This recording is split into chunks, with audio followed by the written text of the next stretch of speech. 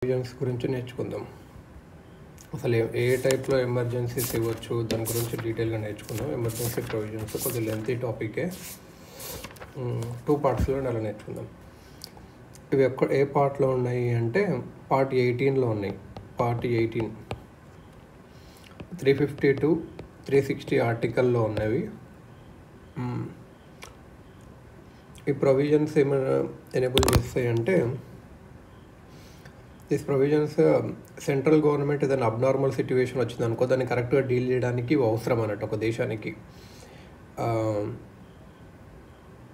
Central గవర్నమెంట్కి. ఇది ఎందుకు పెట్టారు అసలు అంటే మన దేశం యొక్క యూనిటీ, సొవర్నిటీ, ఇంటిగ్రిటీ, సెక్యూరిటీని కాపాడుకోవడానికి. ఏమేమి కాపాడుకోవడానికి? Unity, sovereignty, integrity, security of the country, ఇవి కాపాడుకోవడానికి అవసరం అన్నట్టు.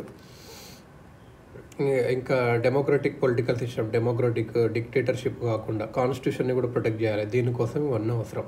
ఎమర్జెన్సీ అప్పుడు సెంట్రల్ గవర్నమెంట్స్కి అంత చాలా పవర్ఫుల్ అవుతుంది, స్టేట్స్ అంతా సెంట్రల్ గవర్నమెంట్ కంట్రోల్కి వెళ్ళిపోతుంది. సో ఇది ఫెడరల్ స్ట్రక్చర్ నుంచి యూనిటరీగా అయిపోతుంది. ఏం అమెండ్మెంట్ చేయాల్సిన అవసరం లేదు దీనికి కాన్స్టిట్యూషన్, ఎందుకంటే మన కాన్స్టిట్యూషన్ ప్రకారం మనం ఫెడరల్. ఇలా ట్రాన్స్ఫర్మేషన్ అవ్వడానికే పొలిటికల్ సిస్టమ్ ఫెడరల్ నుంచి నార్మల్ టైమ్స్ నుంచి ఎమర్జెన్సీగా unique feature of Indian constitution అన్నట్టు. అంబేద్కర్ గారు ఏం చెప్పారంటే కాన్స్టిట్యూయెంట్ అసెంబ్లీలో దీని గురించి, అన్ని ఫెడరల్ సిస్టమ్స్ అమెరికాతో సహా అవన్నీ టైట్ మోడ్ ఆఫ్ ఫెడరలిజంలో పెట్టారు. కానీ no matter what the circumstances అది ఫామ్ చేయలేదు అండ్ షేప్ అమెరికాలో. It can never be unitary. కాకపోతే ఇండియాలో మాత్రము కాన్స్టిట్యూషన్ అనేది యూనిటరీగా ఉండొచ్చు, ఫెడరల్గా ఉండొచ్చు, టైంని బట్టి, సర్కమ్స్టెన్సెస్ బట్టి. నార్మల్ టైంలోనేమో ఫెడరల్, ఎమర్జెన్సీ టైంలోనేమో యూనిటరీ సిస్టమ్గా పనిచేయాలి. కాన్స్టిట్యూషన్ అనేది 3 types ఆఫ్ ఎమర్జెన్సీస్ చెప్పింది అన్నట్టు. సో కాన్స్టిట్యూషన్ వచ్చేసి any type of emergency, 3 types of emergency. ఒక emergency due to war, external aggression or armed rebellion. అంటే war, external aggression or armed rebellion. ఇది పాపులర్గా నేషనల్ ఎమర్జెన్సీ అంటారు. కాన్స్టిట్యూషన్ ఎంప్లాయీస్ ద ఏమని చెప్తుంది అంటే కాన్స్టిట్యూషన్లో. సో ఇది ఒక ఎమర్జెన్సీ ఎప్పుడైనా war, external aggression, AGGRESS, external aggression or armed rebellion. Article 352 ప్రకారం ఇది. కాకపోతే కాన్స్టిట్యూషన్ ఇది నేషనల్ ఎమర్జెన్సీ అని మనం అంటాము, కానీ కాన్స్టిట్యూషన్లో మాత్రం ప్రొక్లమేషన్ ఆఫ్ ఎమర్జెన్సీ టర్మ్ వాడుతుంది ఎమర్జెన్సీని డినోట్ చేయడానికి. Proclamation of emergency, national emergency అనే వర్డ్ ఉండదు. ఇంకోటి ఏది ఎమర్జెన్సీ అంటే emergency due to failure of constitutional machinery in the states. ఒకవేళ కాన్స్టిట్యూషనల్ మిషనరీ స్టేట్స్లో ఫెయిల్ అయిందనుకో, ఆర్టికల్ 356 ప్రకారం దీన్ని ప్రెసిడెంట్ రూల్ అంటాము. దీన్ని స్టేట్ ఎమర్జెన్సీ, కాన్స్టిట్యూషనల్ ఎమర్జెన్సీ కూడా అంటారు. Constitution does not use the word emergency. ఈ సిచ్యువేషన్కి కాన్స్టిట్యూషన్ ఇది ఎమర్జెన్సీ అనే వర్డ్ వాడదు. అంటే due to failure of constitutional machinery in the state. Failure of constitutional machinery in the state.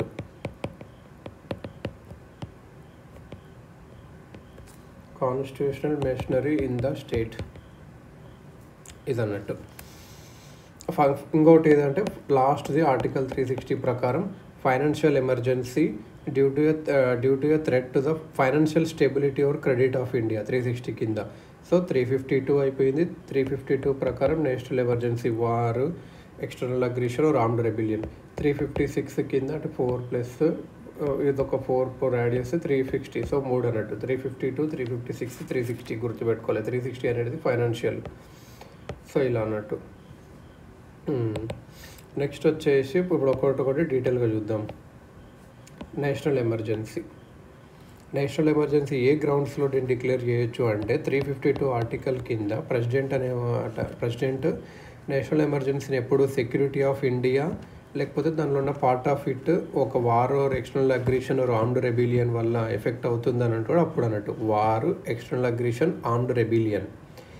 ఇక్కడ ఏంటంటే ప్రెసిడెంట్ నేషనల్ ఎమర్జెన్సీని డిక్లేర్ చేయొచ్చు ఈవెన్ యాక్చువల్గా వార్ జరగకముందు లేకపోతే ఎక్స్టర్నల్ అగ్రెషన్ జరగకముందు, ఆర్మ్డ్ రెబిలియన్ జరగకముందు అన్న ఒక తను సాటిస్ఫై అవుతుంది అలా డేంజర్ ఉంది అని చెప్పి. ప్రెసిడెంట్ అనేటనే different proclamations కూడా issue చేయొచ్చు on grounds of war, external aggression, armed rebellion or imminent danger thereof. Whether ఈ ప్రొక్లమేషన్ అనేది already whether or not either is a proclamation already issued by you and such proclamation ఆపరేషన్లో ఉన్నా సరే different ప్రొక్లమేషన్స్ మళ్ళీ చేయొచ్చు అన్నట్టు. ఈ ప్రొవిజన్ ఎప్పుడు యాడ్ చేశారంటే 1975లో 38 అమెండ్మెంట్ ద్వారా యాడ్ చేశారు. ఏం యాడ్ చేశారు? డిఫరెంట్ ప్రొక్లమేషన్స్ యూజ్ చేయొచ్చు on grounds of war, external aggression, armed rebellion or imminent dangers there of.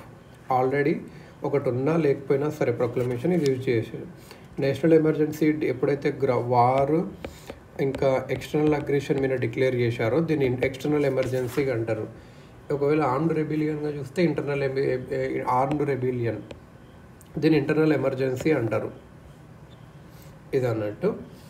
A proclamation of national emergency may be applicable to the entire country or ఉండొచ్చు, part of it ఉండొచ్చు. 42nd amendment 1976లో జరిగిన ప్రకారము 42nd amendment constitutional amendment 1976 ప్రకారము ప్రెసిడెంట్కి enable the president to limit the operation of national ఒక specific పార్ట్కే declare చేయొచ్చు. అంటే మొత్తం ఇండియా వైడ్ చేయొచ్చు లేదు, స్పెసిఫిక్ పార్ట్కే డిక్లేర్ చేయొచ్చు 42nd అమెండ్మెంట్ ప్రకారం.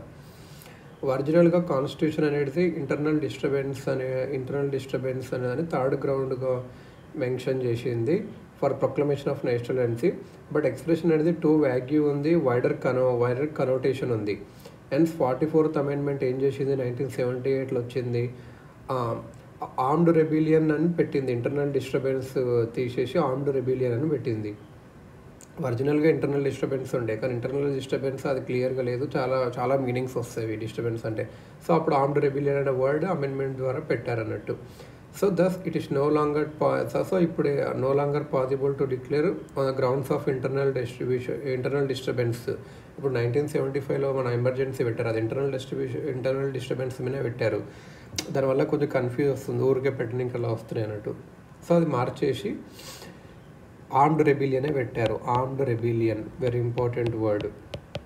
ఇది ఎప్పుడు పెట్టారు? 1978 44th అమెండ్మెంట్ ద్వారా. ప్రెసిడెంట్ ఆ ప్రొక్లమేషన్ చేయొచ్చు national emergency president can proclaim only after return recommendation from the cabinet నుంచి రిటర్న్గా వస్తేనే అప్పుడే డిక్లేర్ చేయాలి. అంటే ఎమర్జెన్సీ అనేది క్యాబినెట్ ద్వారానే declare అయ్యాల్సింది. Only not merely on the advise of prime minister కాదు, క్యాబినెటే important. 1975లో prime minister Indira Gandhi ప్రెసిడెంట్ని advise చేశారు ఎమర్జెన్సీని ప్రొక్లేర్ చేయమని, క్యాబినెట్ని కన్సల్ట్ చేయకుండా. The cabinet was informed of proclamation after it was made as a fate అకంప్లీ. అంటే చేసినాక చెప్పారన్నట్టు. 44th అమెండ్మెంట్ ఏదైతే 1978లో చేశారో ఈ సేఫ్ గార్డ్ మెకానిజంని తీసేసింది. Any possibility of prime minister alone తీసుకునే డెసిషన్ తీసేసింది. అంటే క్యాబినెట్ మొత్తం చెప్పాలి. 38 అమెండ్మెంట్ ఏం చేసింది 1975 నేషనల్ ఎమర్జెన్సీని ఏదైతే డిక్లరేషన్ ఆఫ్ నేషనల్ ఎమర్జెన్సీ ఉంటుందో దాన్ని జ్యుడిషియల్ రివ్యూకి కింద రాదు అని చెప్పి తీసేసింది అన్నట్టు. కానీ ఈ ప్రొవిజన్ మళ్ళీ ఎవరు డిలీట్ చేశారు? 44th అమెండ్మెంట్ డిలీట్ చేసింది.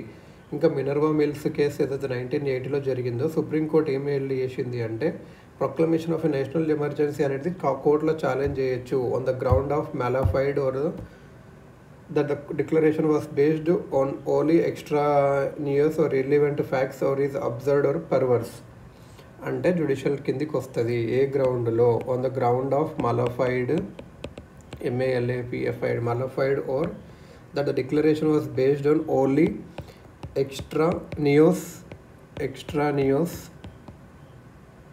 and irrelevant facts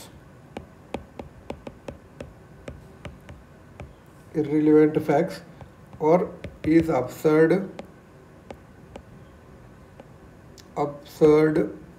or perverse. ఇది అన్నట్టు. Parliamentary approval and duration. ఈ ప్రొక్లమేషన్ ఆఫ్ ఎమర్జెన్సీ అనేది 2 houses of parliament within 1 monthలోనే అప్రూవ్ చేయాలి డేట్ ఆఫ్ ఇష్యూ నుంచి. Originally the period allowed for approval by the parliament 2 months ఉండే, కానీ 44th amendment ద్వారా 1978 జరిగింది, దాన్ని మార్చారు.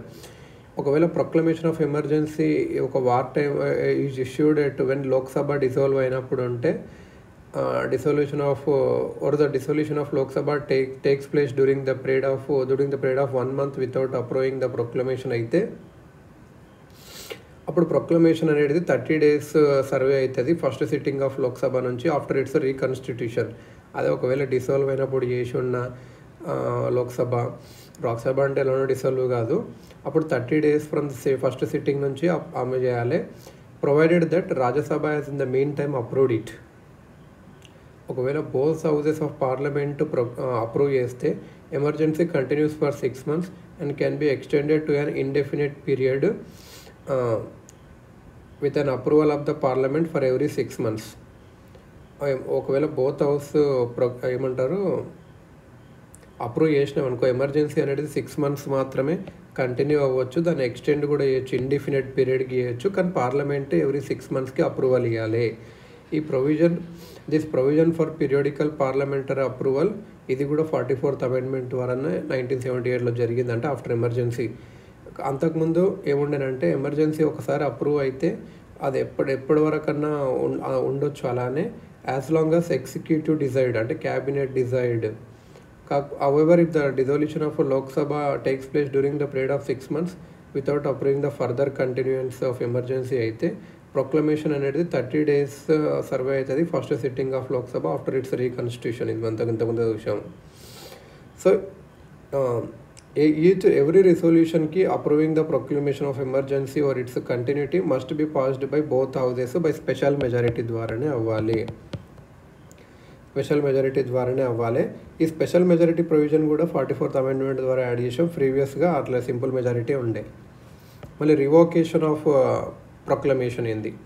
ఒక ప్రొక్లమేషన్ ఆఫ్ ఎమర్జెన్సీ అనేది ఎప్పుడు రివోక్ చేయొచ్చు? ప్రెసిడెంట్ రివోక్ చేయొచ్చు ఏ టైంలో అయినా సరే, at any time by a subsequent proclamation. ఈ proclamation does not require parliamentary approval లేదు. సో ప్రెసిడెంట్ రివోకేషన్ చేయొచ్చు, పార్లమెంటరీ అప్రూవల్ అవసరం లేదు. President must revoke proclamation if the Lok Sabha passes a resolution. President must గా చేయాలి. ఒకవేళ లోక్సభ కానీ resolution pass చేస్తే దీన్ని డిసప్రూవింగ్ ఇట్స్ కంటిన్యూయేషన్. అగైన్ ఈ సేఫ్ గార్డ్ కూడా 44th Amendment పెట్టింది. Before amendment proclamation could be revoked by the president on his own and the Lok Sabha had no control. First Lok Sabha control లేకుండే ప్రెసిడెంట్ మాత్రమే రివోక్ చేయొచ్చు. 44th Amendment act అనేది also provide that 1/10 of the total members of the houses of Lok Sabha give a written notice to the speaker or to the president if the house is not in session. A special sitting of the house should be held within 14 days for the considering a resolution disapproving the continuation of proclamation. అంటే 44th Amendment ఏం add చేసింది అంటే 1/10 of total members of Lok Sabha ఒక return notice ఇవ్వాలి స్పీకర్కి, లేకపోతే ప్రెసిడెంట్కి house session లేకపోతే special sitting పెట్టమని చెప్పి within 14 days should be held within 14 days for the purpose of considering a resolution disapproving the continuation of proclamation. A resolution of disapproval is different from a resolution approving the continuation of proclamation. రెండు different అన్నట్టు. First వన్కి డిసప్రూవల్కి ఏంది లోక్సభ ఒక్కటి pass చేస్తే అయిపోయింది. సెకండ్ది ఏంది రెండు పాస్ చేయాలి, అంటే అప్రూవల్ది మాత్రం రెండు చేయాలి. ఫస్ట్ వన్ ఏంది డిసప్రూవల్ సింపుల్ మెజారిటీ సరిపోతుంది, కానీ ఎమర్జెన్సీ వేయడం మాత్రం స్పెషల్ మెజారిటీ కావాలి ఇది అన్నట్టు. మరి ఎమర్జెన్సీ వల్ల ఏం ఎఫెక్ట్ అవుతుంది? అంటే ప్రొక్లమేషన్ ఆఫ్ ఎమర్జెన్సీ అనేది చాలా కొన్ని drastic and wide ranging effects ఉంటుంది పొలిటికల్ సిస్టమ్ మీద. అవేమో చూద్దాం, అన్నీ 3 headings చూద్దాం. సెంటర్ స్టేట్ రిలేషన్స్ ఎలా అవుతాయి? ప్రొక్లమేషన్ ఆఫ్ ఎమర్జెన్సీ ఎప్పుడైతే ఎమర్జెన్సీ ఉందో నార్మల్ సెంటర్ స్టేట్ రిలేషన్స్ చాలా బేసిక్ చేంజ్ అవుతాయి. అవి ఇప్పుడు ఎగ్జిక్యూటివ్ అయిందనుకో, ఎగ్జిక్యూటివ్ పవర్ ఆఫ్ సెంటరే స్టేట్ గవర్నమెంట్కి అవుతుంది, అది చెప్పినట్టే జరగాలన్నట్టు. నార్మల్ టైప్లో సెంటర్ ఓన్లీ ఎగ్జిక్యూటివ్ డైరెక్షన్స్ ఇవ్వచ్చు స్టేట్కి, అవి కూడా కొన్ని స్పెసిఫైడ్ మ్యాటర్స్లోనే. కానీ ఎమర్జెన్సీ అప్పుడు సెంటర్కి అన్ని పవర్స్ వస్తాయి, ఏ మ్యాటర్లన్నా పవర్స్ ఇవ్వచ్చు. ద స్టేట్ గవర్నమెంట్స్ అనేటివి సెంట్రల్ గవర్నమెంట్ కింద తెచ్చుకుంటారు. మరి లెజిస్లేటివ్ ఎలా? నేషనల్ ఎమర్జెన్సీ అప్పుడు పార్లమెంట్ అనే దానికి అది స్టేట్ లిస్ట్లో కూడా లాస్ట్ చట్టాలు చేయొచ్చు అన్నట్టు. లెజిస్లేటివ్ పవర్ ఆఫ్ స్టేట్ లెజిస్లేచర్ని సస్పెండ్ చేయరు, కాకపోతే అది it becomes subject to the overriding power of పార్లమెంట్గా అవుతుంది. అలా normal distribution of legislative powers between the centre and states suspend అవుతుంది. స్టేట్ లెజిస్లేచర్స్ని సస్పెండ్ అయితే చేయరు, ఓన్లీ పవర్స్ పోతాయి. కాన్స్టిట్యూషన్ అనేది యూనిటరీగా అవుతుంది ఫెడరల్ పోయి. ఏవైతే పార్లమెంటు చట్టాలు చేస్తుందో స్టేట్ సబ్జెక్ట్స్లో అవన్నీ 6 months తర్వాత ఎమర్జెన్సీ స్టాప్ అయిన 6 months తర్వాత ఆగిపోతాయి అన్నట్టు. ఒక while proclamation of national emergency ఆపరేషన్లు ఉందనుకో, ప్రెసిడెంట్ ఆర్డినెన్సెస్ ఇష్యూ చేయొచ్చు స్టేట్ సబ్జెక్ట్లో కూడా పార్లమెంట్ సెషన్లో లేకపోతే. Further parliament can powers and impose duties upon the centre or its officers and authorities in respect of matters outside the union list in order to carry out the laws made by it under its extended jurisdiction as a result of the proclamation of a national emergency. అంటే ఏంటంటే parliament అనేది దాని powers ఇవ్వచ్చు, duties ఇవ్వచ్చు సెంటర్కి, తన ఆఫీసర్కి, అథారిటీస్కి. ఏదైనా మ్యాటర్స్ యూనియన్ లిస్ట్ ఉన్న మ్యాటర్స్లో ఏదైనా చట్టాలు క్యారీ చేయడానికి కానీ ఎక్స్టెండెడ్ జ్యూరిస్డిక్షన్. 42nd Amendment 1976లో జరిగింది ఏమైందంటే 2 consequences ఇచ్చింది. Above mentioned extends not only to a state where the emergency is operation but also to any other state. ఫైనాన్షియల్గా చూసుకుంటే ప్రొక్లమేషన్ ఆఫ్ నేషనల్ ఎమర్జెన్సీ ఆపరేషన్లో ఉన్నప్పుడు ప్రెసిడెంట్ మాడిఫై చేయొచ్చు రెవెన్యూస్ని. అంటే ప్రెసిడెంట్ అదర్ తగ్గొచ్చు, లేకుంటే ట్రాన్స్ఫర్ ఆఫ్ ఫైనాన్స్ని ఏమన్నా చేయొచ్చు అనుతున్నాడు. ఈ మాడిఫికేషన్ అనేది మనకు తెలుసు till the end of financial year in which emergency ceases to operate. So also every such order of the president has to be laid before the houses of parliament కింద కూడా చెప్పాలి. President ఇక్కడ finance రిలేషన్స్ని చెప్పొచ్చు అన్నట్టు. till the end of financial year in which the emergency ceases to operate. 42nd Amendment ఏం చెప్పింది? that the above 2 consequences mentioned above extends not only to a state where the emergency is operation but also to any other state is అన్నట్టు. Effects on the life of Lok Sabha and state assembly. Proclamation of emergency ఉన్నప్పుడు life of Lok Sabha అనేది extend చేయొచ్చు normal term కన్నా parliament ద్వారా 1 yearకి ఒకసారి అని చెప్పొచ్చు, any length of time. కాకపోతే ఈ ఎక్స్టెన్షన్ అనేది ఎమర్జెన్సీ ఆగిపోయిన 6 months వరకే ఉంటుంది, తర్వాత ఉండదు. ఇప్పుడు 5th లోక్సభ 1971 to 77 అనేది 2 times ఎక్స్పెండ్ చేశారు.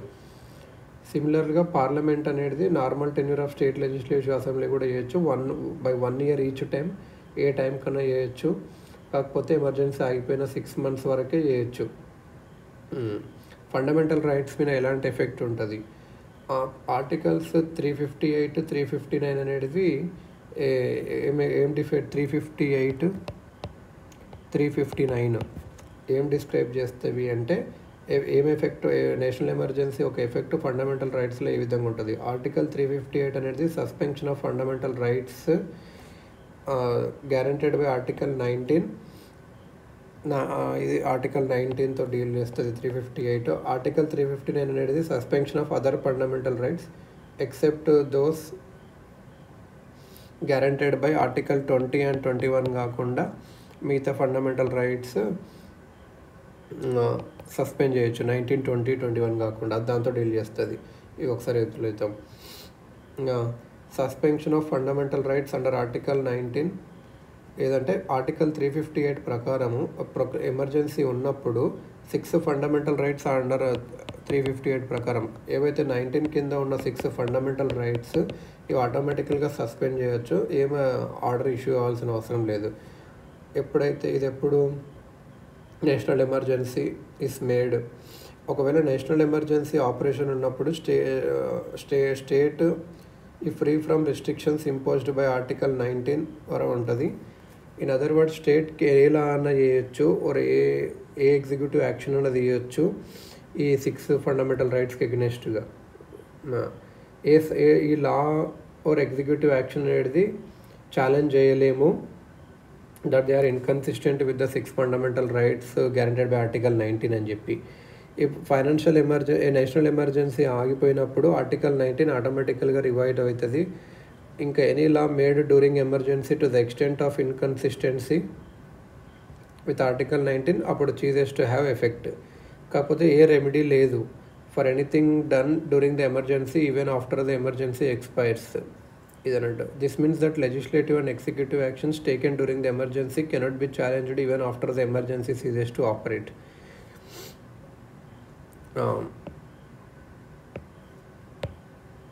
44th Amendment Act of 1978 restricted the scope of Article 358 in two ways. ఏమి రిమైండ్ చేసింది? స్కోప్ ఆఫ్ కొన్ని కట్టు చేసింది. ఫస్ట్లీ 6 ఫండమెంటల్ రైట్స్ ఏవైతే ఆర్టికల్ 19 కింద ఉన్నావో అవి ఓన్లీ ఎప్పుడు సస్పెండ్ చేయొచ్చు అంటే ఎప్పుడైతే నేషనల్ ఎమర్జెన్సీ అనేది వార్ ఆర్ ఎక్స్టర్నల్ అగ్రెషన్ మీద ఉన్నప్పుడు చేయొచ్చు. సో ఇవి ఎప్పుడు చేయొచ్చు అంటే వార్, ఎక్స్టర్నల్ అగ్రెషన్ ఉన్నప్పుడే చేయొచ్చు. సెకండ్లీగా ఏంటంటే those laws which are related with emergency are protected from being challenged armed rebellion ఉన్నప్పుడు చేయలేము. సెకండ్లీ ఏంటంటే ఏ laws which are those laws which are related with emergency are protected from being challenged and not other laws. Secondly ఏంటంటే only those laws which are related with the emergency are protected from being challenged. ఇంకా వేరే loss కాదు. ఏ loss అయితే emergency ద్వారా ఉంటాయో అవి కొన్ని ఉంటాయి. Executive action taken only under such law is protected ఇదన్నట్టు. ఇంకా వేరే రైట్స్ ఇప్పుడు suspension of other fundamental rights ఇది 359 ఆర్టికల్ డీల్ చేస్తుంది. ఇది ప్రెసిడెంట్కి పవర్ ఇస్తుంది to suspend right to move any court for the enforcement of fundamental rights during, అంటే కోర్ట్ని మూవ్ చేయలేము. దిస్ మీన్స్ దట్ ఆర్టికల్ 359 కింద ఫండమెంటల్ రైట్స్ అనేటివి సస్పెండ్ చేయడమేమో కాదు, వాళ్ళ ఎన్ఫోర్స్మెంట్ కూడా దాని ఇంప్లిమెంటేషన్ కూడా ఆపినట్టే అన్నట్టు. అంటే కోర్టుని మూవ్ చేయలేము.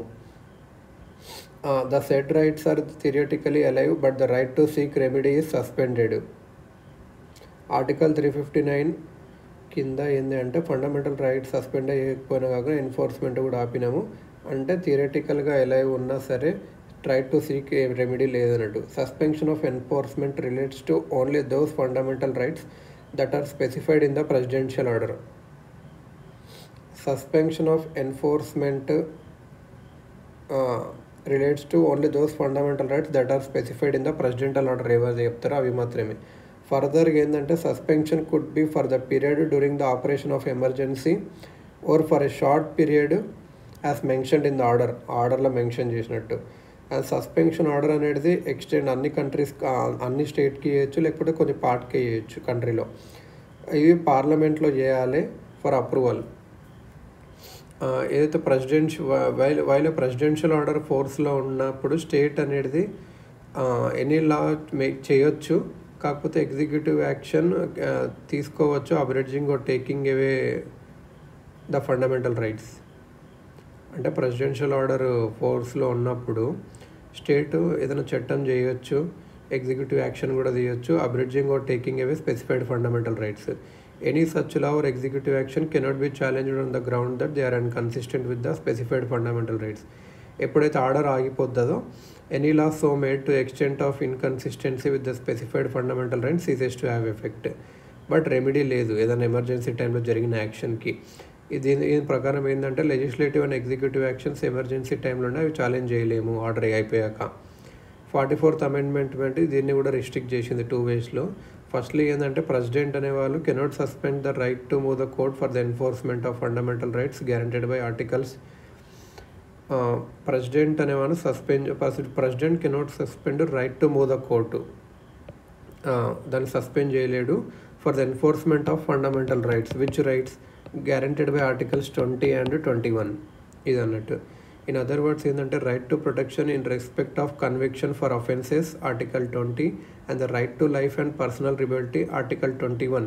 ఇవి ఫోర్స్లో ఉంటవి ఎమర్జెన్సీ టైంలో కూడా. Secondly only those which are related with emergency are protected from being challenged and not other laws and executive action taken only under such law is protected ఇది అన్నట్టు.